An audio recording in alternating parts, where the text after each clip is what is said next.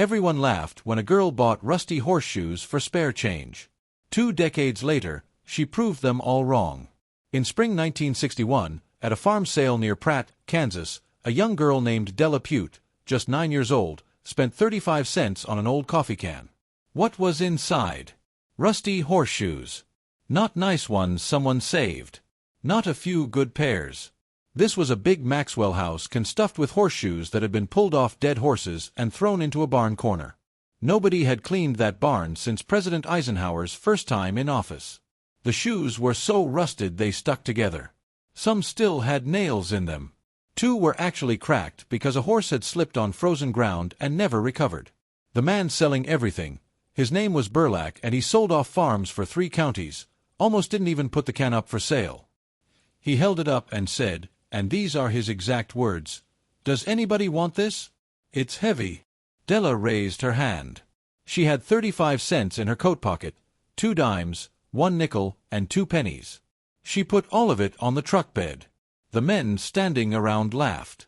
Not mean laughs, but the kind that comes when you see the funniest thing that's happened in that whole county in months. A little girl in a wool coat spending 35 cents on rusty horseshoes at a dead man's sale. By sunset, everyone at the feed store on Main Street was talking about it. By the end of that week, the story had spread to the co-op, the diner, and the church parking lot. People told it with the kind of warm, amused laughter that small farming towns use when kids do strange things. They said Harlan Puit's youngest daughter had spent her entire allowance on scrap metal. They said she'd carried the can home in her lap. They said she'd stored it in the barn like it was treasure. For years, people laughed about it, the easy laugh of people who thought it was harmless. They stopped laughing in 1979. But let's step back. I need to tell you about Dela Puit because what she did with those horseshoes only makes sense if you understand who she was and who taught her to think the way she thought. Dela was born in 1952 on a wheat farm. Her family owned 320 acres 4 miles east of Pratt, Kansas. Her grandfather had turned wild prairie into farmland back in 1923. The farm sat on land so flat you could see storms coming from 40 miles away. It was honest ground that showed you immediately when you'd made a mistake. Her father was Harlan Puit. He wasn't a big man and he didn't talk loud, but he was the most capable person Dela had ever seen. She spent her childhood trying to figure out exactly how he did things. Harlan had learned from his own father to fix everything using whatever was available. He took that idea further than most men of his time thought necessary. He believed you shouldn't buy new things if you could make them from old things. He believed you shouldn't pay someone else to do what you could learn to do yourself. And he absolutely refused to owe anyone money. His workshop was a concrete building behind the house, 40 feet long and 20 feet wide, with a metal roof and a wood stove in the corner. He burned hedgewood in that stove every morning from October through April. The workbench on the north wall was made from 2-inch oak planks. Harlan had cut those himself from a tree that blew down in 1944. The bench ran the whole length of the building.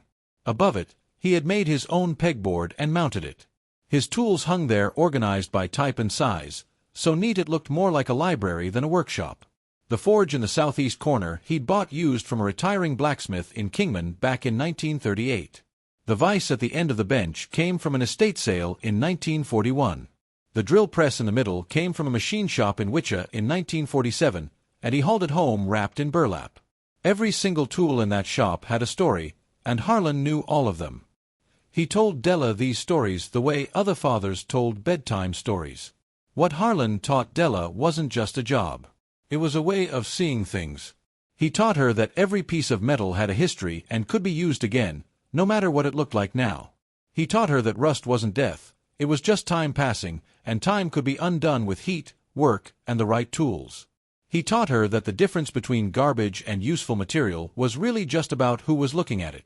He showed her how to read iron, how to tell if a shoe was made well or rushed, how to feel whether it had been shaped hot or cold. He taught her what all that meant for what you could do with it next. One day, standing at the forge while he was reshaping a horseshoe for one of their own horses, he told her that horseshoes are actually one of the most carefully engineered things you'll find on a farm. The weight, the width, the angle, the placement of the nail holes, it's all specific to each horse, the ground it walks on, the work it does. A good horseshoe isn't simple. It comes from someone knowing exactly what's needed and having the skill to make it right. He set the shoe on the anvil and looked at it. Most people see a horseshoe and think it's good luck, he said. I see 40 years of knowledge about metal. Dela was 11 years old when he said that. She never forgot it. She did well in school. Good enough that her teachers told her parents she should think about college. When she was 17, a school counselor gave her a brochure for Kansas State. She looked at it for 2 weeks, then put it in her nightstand drawer. The farm was where she belonged. Her 2 older brothers, Gene and Dale, had already left. Gene moved to Wichita and Dale followed a girl to Oklahoma City. The farm work gradually shifted to Dela and her father, so slowly she didn't notice it happening until it was already done. By 18, she was running the wheat harvest with her father. By 20, she was handling the money and the books. By 22, when her father's heart started giving him trouble and his doctor told him to slow down, Dela was running the whole farm while her father worked in the shop. Dela Puit died in March 1974 on a Tuesday morning in that shop. He was rebuilding a water pump for a neighbor who was behind on work and the farming season was coming. Dela found him at the workbench when she came to bring him coffee. He had finished the pump. It was sitting next to him, cleaned and ready to install. Dela noticed this. She observed it the way her father had taught her, without emotion, but with exact attention. He had finished the job. That's what kind of man he was. She inherited the farm.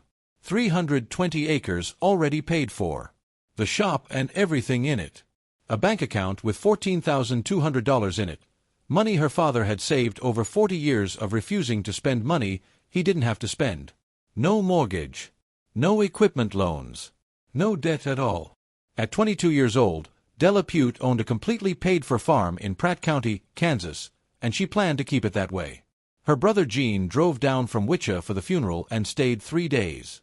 He carefully suggested she might want to sell some of it. Not all, just enough to have some extra money to work with. She thanked him and said she'd think about it. She didn't sell anything. Now, about those horseshoes. When Dela looked at that coffee can she'd brought home from a sale in 1961, she didn't see what everyone else saw. She had never seen what everyone else saw since she was 9 years old. Standing at her father's forge watching him turn junk into something useful again taught her something different. What she saw in that can was raw material, specifically, good iron that had been shaped and worked by people who knew what they were doing. Everyone else had stopped seeing it because everyone around her had stopped paying attention. By the time she was 12, she had a system. She went to liquidation sales, estate sales, and farm cleanups. Any place where horseshoes ended up in piles that auctioneers threw together because they couldn't be bothered to sort them. She bought every lot she could afford with her allowance, and later with money she earned helping neighbors during harvest. She sorted them by size, by condition, by the nail hole style, by how heavy the iron was. She kept them in coffee cans on a shelf her father had built for her along the east wall of the shop. She labeled each one in her own handwriting. By 16, she had over 200 shoes sorted and labeled. By the time her father died, she had over 600. Nobody in Pratt County knew this. They only remembered the girl at the sale. They had no idea she'd been buying horseshoes for 13 years. That's why nobody understood what came next. They were seeing a woman with a barn full of rusty metal. They were actually watching the first move of a plan that had been running since 1961. Let me tell you about how she built this because this is where Dela Puit proved that knowledge passed down and patient collection can solve a problem that money alone cannot. In fall 1974, 6 months after her father died, Dela drove to a farm outside Medicine Lodge in Barber County. She found a Champion No. 1 vise sitting in a fallen-down shed. She paid $8 for it. She'd seen it listed in the classified section of the Pratt County newspaper under farm items for sale. She drove 45 minutes each way one weekday morning to look at it first. The vise's jaws were slightly bent. The screw was stuck. The mounting plate had a crack along one edge, but not through the important part. She bought it, loaded it into her truck herself, and drove home. 3 months before that, she'd also driven to Kingman County to find a retired blacksmith named Eldon Schrock who was selling his equipment. She bought his complete set of horseshoeing tools, his turning hammer, his driving hammer, his nail pullers, and his clenching block. She paid $22 for everything. Eldon Schrock was 81 years old and had been shoeing horses in that county since 1918. He spent 2 hours with Dela, going through each tool, explaining what it did and how he used it. She sat on a hay bale and listened to every word without interrupting him once. She had been planning this for a while. The idea wasn't complicated, but doing it right required everything her father had taught her. Pratt County in the mid-1970s still had working horses, not many, but enough. Quarter horses for cattle work, a few draft crosses that older farmers kept from habit or nostalgia, and horses that the county's small but active community of ranchers used for actual daily work. These horses needed shoes. The nearest working blacksmith was in Kingman, 40 miles away, and he was booked 6 to 8 weeks ahead and charged high prices. There was a gap in service, and Dela had been watching it since childhood, watching and understanding what a gap meant. She spent the winter of 1974 and spring of 1975 in her father's shop working. She fixed the Champion vise using a welding method her father had taught her for cracked cast iron, slow heat, the right rod, slow cooling, and mounted it to the bench where her father's vise had always been. She freed the stuck screw with penetrating oil, heat, and 2 days of patience. She restored Eldon Schrock's tools with a wire wheel and linseed oil on the handles. She fired the forge for the first time since her father died. She worked through her collection of horseshoes, sorting them again, this time by the iron quality she could feel when she heated them, setting aside the good ones for reshaping and the bad ones that would only be raw material. The cost of this whole operation was, the Champion vise, $8. Eldon Schrock's tools, $22. Forge coal for the first winter, $14. Welding rod and flux to fix the vise, $3.40. Wire wheel for the grinder, $2.10. Linseed oil and handle stock, $4. Miscellaneous hardware, clips, nails, files, $31. Total, $84.50, plus the 35 cents she'd paid at the sale 13 years earlier. Grand total, $84.85. In 1975, the normal price for a blacksmith visit in Pratt County was $18 to $22 per horse, plus mileage from Kingman. A rancher with 6 working horses was paying $130 or more every 6 to 8 weeks, plus travel time. Dela charged $14 per horse, no travel charges, and could usually get to you within a week. The first horse she shoed professionally belonged to a rancher named Virgil Yancey, who ran cattle on a section and a half east of Pratt. He'd been waiting 9 weeks for the Kingman blacksmith to come. His lead cutting horse had thrown 2 shoes and was limping on the left front. Virgil wasn't a patient man. His wife heard from someone at the co-op that Harlan Puit's daughter was doing horseshoeing work. Virgil drove out to the Puit farm on a Wednesday morning, more out of desperation than real hope. He stood at the fence and watched Dela work. She had the horse in the cross ties in the barn aisle. She worked with the smooth efficiency of someone who'd been doing this for years, which, in a way, she had, because her father had shoed their own horses her entire childhood, and she'd been watching and helping since she was big enough to be useful.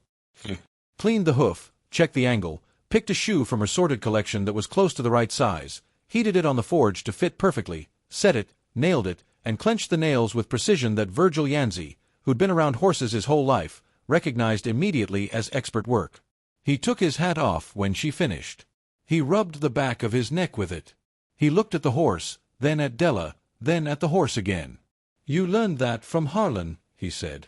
"Harlan and about 600 horseshoes," she said.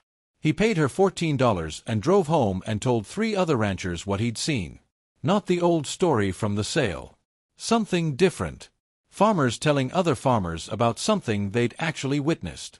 This time, the story wasn't about a girl wasting her allowance.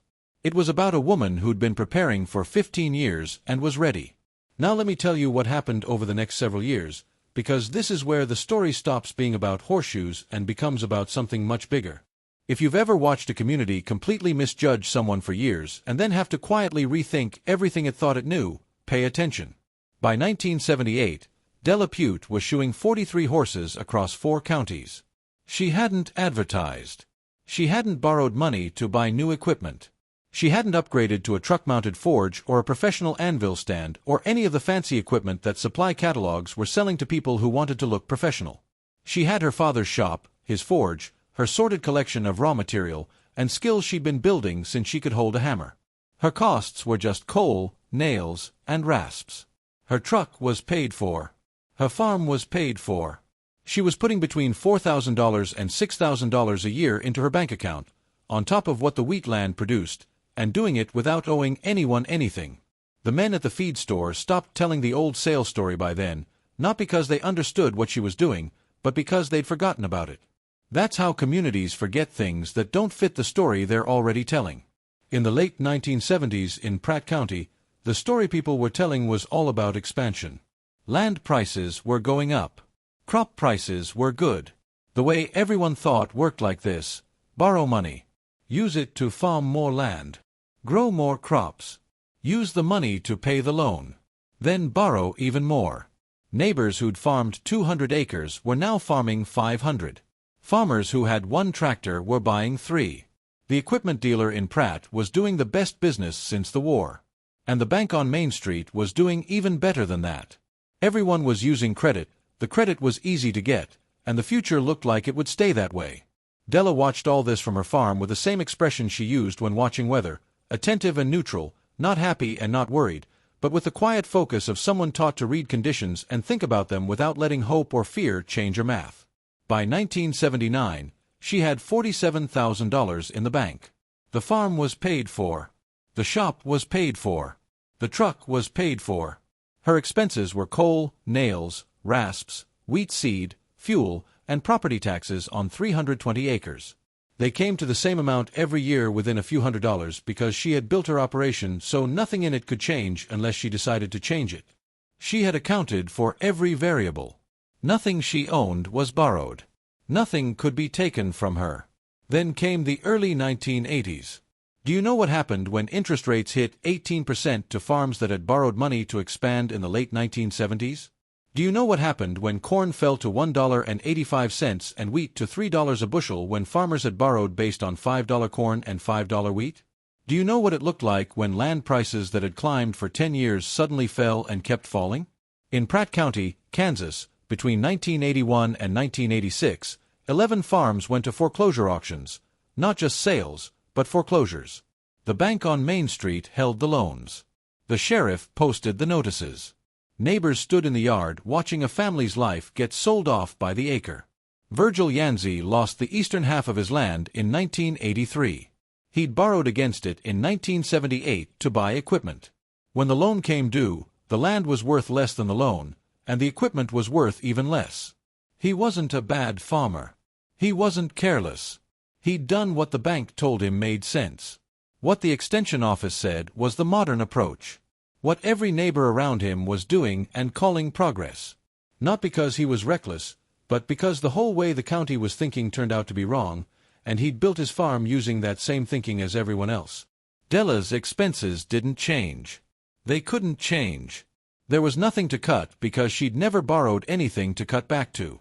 She watched the auctions with quiet sadness and kept working.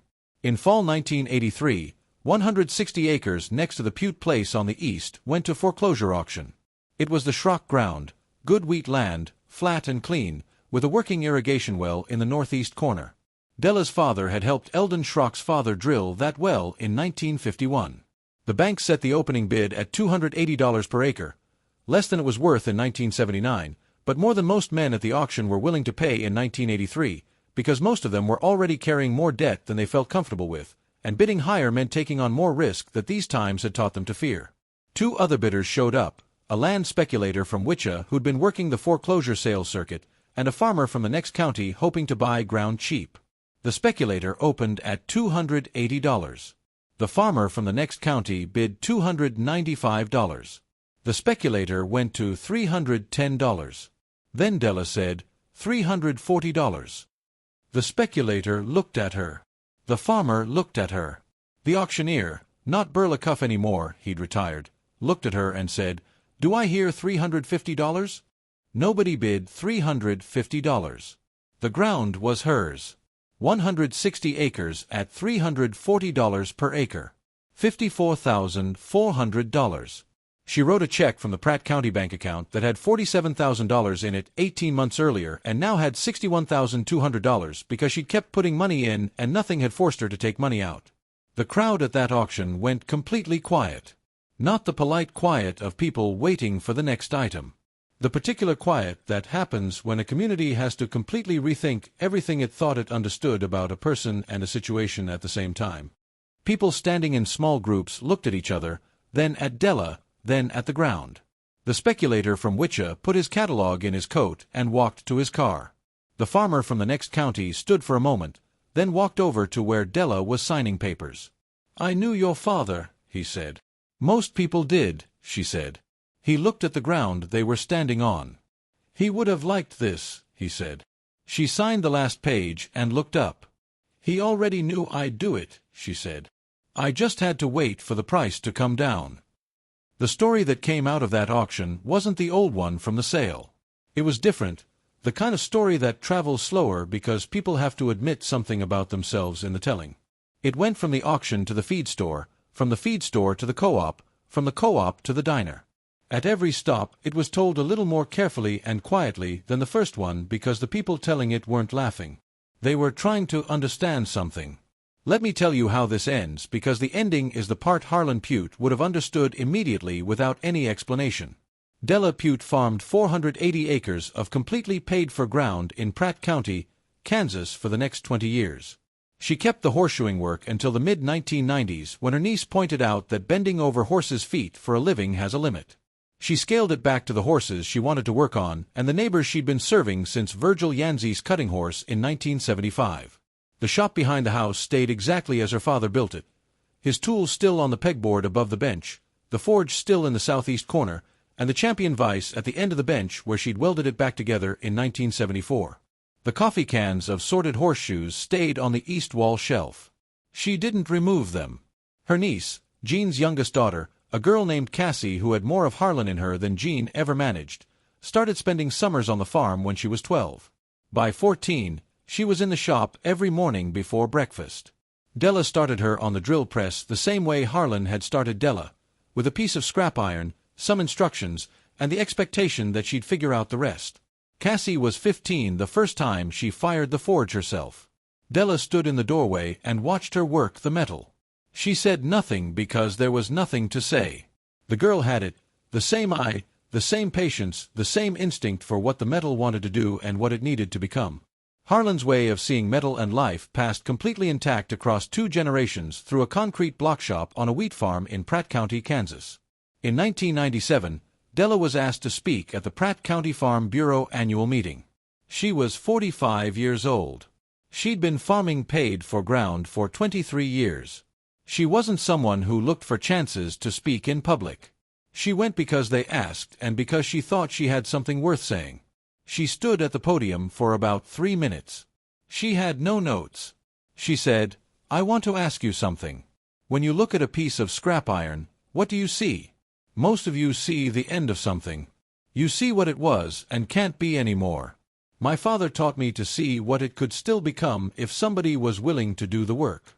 He taught me that the difference between scrap and material is almost completely about who's looking at it.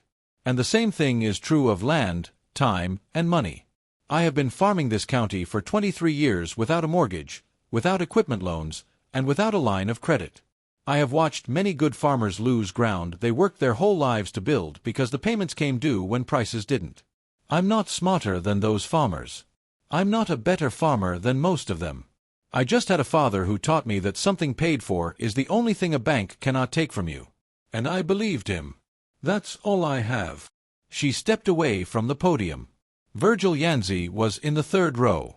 He'd leased back half his ground from the investment company that bought it at the foreclosure auction, and he was still farming, which said something about his stubborn nature that Dela had always liked. He caught her eye when she sat down and nodded at her, the slow, deliberate nod of someone who'd had a long time to think about something and finally reached a conclusion. She nodded back. That was their whole conversation, and it was enough. Cassie Puit took over the day-to-day running of the farm in 2004. She was 26 years old. The shop was hers. The forge was hers. The tools on the pegboard were hers. The coffee cans of sorted horseshoes on the east wall shelf were hers, though she'd added to them quite a lot because she'd inherited not just the collection but the habit of seeing what other people walk past. The farm was paid for. The equipment was paid for. There was no debt. The Pratt County bank account had a balance that Dela wouldn't discuss publicly, but her accountant once described to a colleague as deeply unusual for a farm operation that size. What do you see when you look at a coffee can full of rusted horseshoes? Most people see 35 cents worth of scrap metal. Dela Puit saw 40 years of knowledge about metals. Dela Puit saw the beginning of something. The whole county of Pratt saw a girl wasting her allowance at a dead man's farm sale and laughed about it for years. Then they stopped laughing when she wrote a $54,400 check on a Tuesday morning in 1983 and bought the ground next to hers while the rest of the county was trying to figure out how to pay for what they already owned. 35 cents for a coffee can. A forge burning in the same corner of the same shop since 1938. Horseshoes nobody wanted in the hands of a woman nobody understood, until the bank held the auction and the crowd went quiet and all you could hear was a pen moving across a check.